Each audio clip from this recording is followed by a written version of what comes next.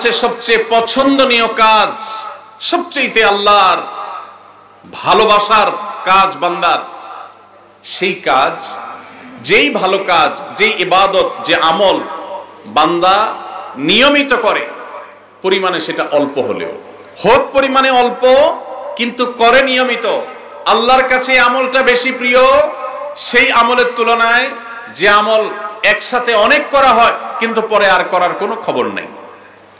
কেউ রমজানে কোরআনে কারীম 2 খতম দিয়েছেন, মাশাআল্লাহ, কেউ 3 খতম দিয়েছেন, কিন্তু রমজানের পরে কোরআনে কারীম 3 খতম, 2 খতম, 1 খতম দেয়া তো দূরের কথা, পরবর্তী রমজান পর্যন্ত আর কোরআনটা ছুঁয়ে দেখা হয় না, খুলে পড়া হয় না, তেলাওয়াত করা হয় না, 1 পৃষ্ঠা পড়ার সুযোগ হয় না।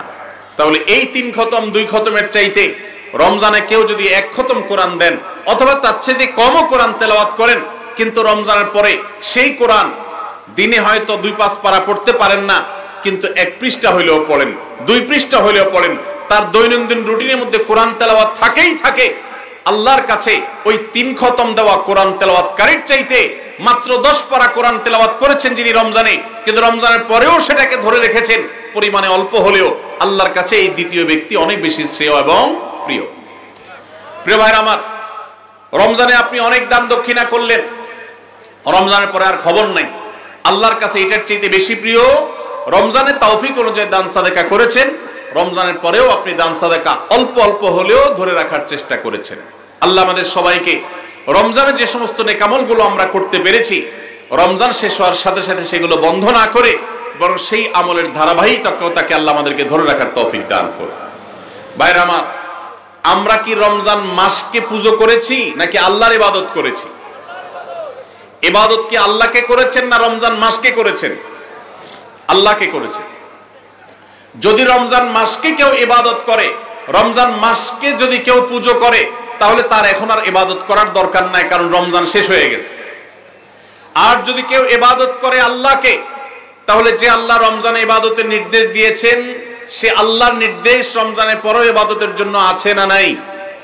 আল্লাহ বলেছেন ওয়াবুদ রাব্বাকা হাত্তা ইয়াতিয়াকাল ইয়াকিন, তোমার রবের ইবাদত শুধু রমজানে নয়, রমজান ইবাদতের মৌসুম হিসাবে ইবাদত বেশি হতে পারে, কিন্তু রমজানের ইবাদতের ধারা মৃত্যু আসার আগ পর্যন্ত তোমাকে ধরে রাখতে হবে, তবেই আল্লাহর কাছে সাকসেস হওয়া যাবে, তবেই আল্লাহর কাছে সফল হওয়া যাবে, সার্থক হওয়া যাবে। আমাদের এই জীবন সাধনা, আমাদের তাকওয়ার সাধনা, আমাদের সিয়াম সাধনা, আমাদের রমজানের ইবাদত বন্দেগী আল্লাহর কাছে কবুল হবে। আল্লাহ আমাদের সবাইকে রমজানের আমলগুলোকে রমজানের পরেও পরিমাণে অল্প অল্প হলেও ধরে রাখার তৌফিক দান করুন। সবাই চেষ্টা করব তো ইনশাআল্লাহ। রমজান মাস আমাদের থেকে বিদায় নিয়ে গেছে। রমজান মাস বিদায়ের সাথে সাথে আমাদের সমাজের বহু মানুষ আছে যাদের ইবাদত বন্দেগীও বিদায় হয়ে গেছে। আমরা অনেকে রমজান মাস শেষ হওয়ার পর মাথার টুপিটা খুলে ভাঁজ করে এমন ভাবে রেখে দিয়েছি যেন আবার আগামী বছর রমজান আসলে সেই টুপি খুলে আমরা মাথায় দেব। আমাদের কি শুধু ইবাদত বন্দেগী রমজানেই করা দরকার, না রমজানের পরেও করতে হবে? কতদিন পর্যন্ত আমাদের ইবাদত বন্দেগী নেকামল চলা উচিত, এ সম্পর্কে কোরআনে কারীমে আল্লাহ রাব্বুল আলামিন বলেন ওয়াবুদ রাব্বাকা হাত্তা ইয়াতিয়াকাল ইয়াকিন, তুমি তোমার রবের ইবাদত করতে থাকো। কতদিন? ঈদুল ফিতরের চাঁদ দেখার আগ পর্যন্ত। কি বলেন?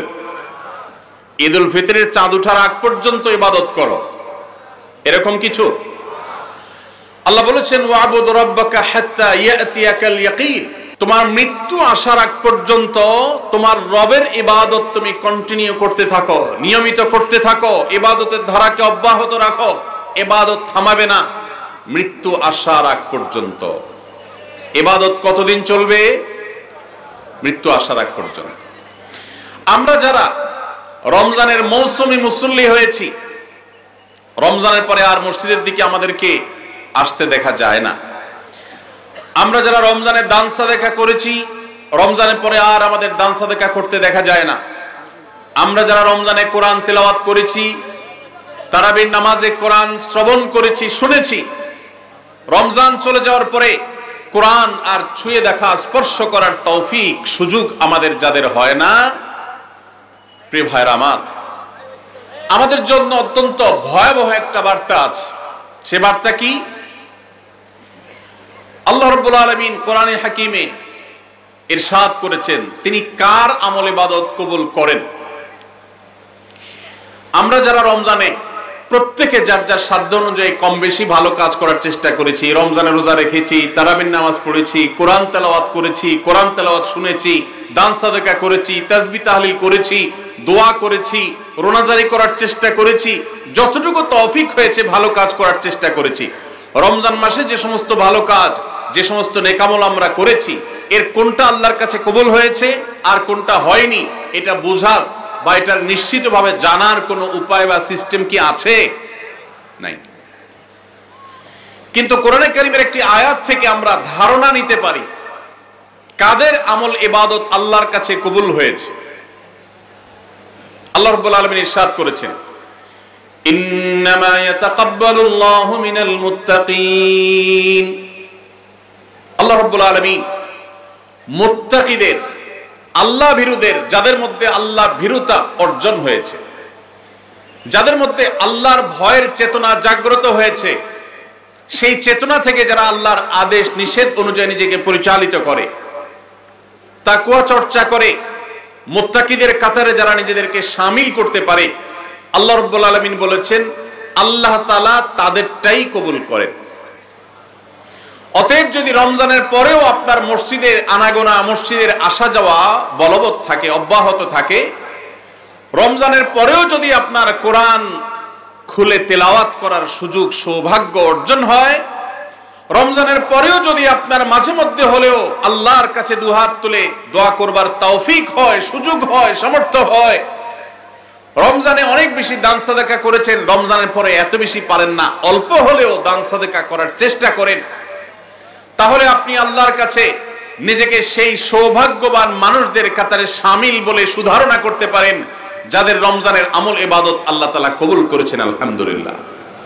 প্রিয় ভাইরা, আমাদের আমল ইবাদত কবুল হয়েছে কিনা এটা বুঝার সবচেয়ে বড় মাধ্যম হলো এটি, রমজানের পরেও যদি আমি রমজানের আমল ইবাদতের ধারাকে ধরে রাখতে পারি, অব্যাহত রাখতে পারি, সে আমলগুলো পরিমাণে ভলিউমে সেরকম করতে না পারলেও অল্প অল্প করে হলেও যদি রমজানের পরে সেগুলোকে আমরা ধরে রাখতে পারি, এখনো মসজিদে যাওয়া আসা থাকে, কোরআনের সাথে সম্পর্ক থাকে, অন্যান্য নেকামলগুলো যদি অল্প অল্প করেও করতে পারি, তাহলে এর মানে হলো এটা আলামত আল্লাহ তাআলা আমার রমজানের ইবাদত কবুল করেছেন, আমাকে মুত্তাকিদের কাতারে শামিল করেছেন।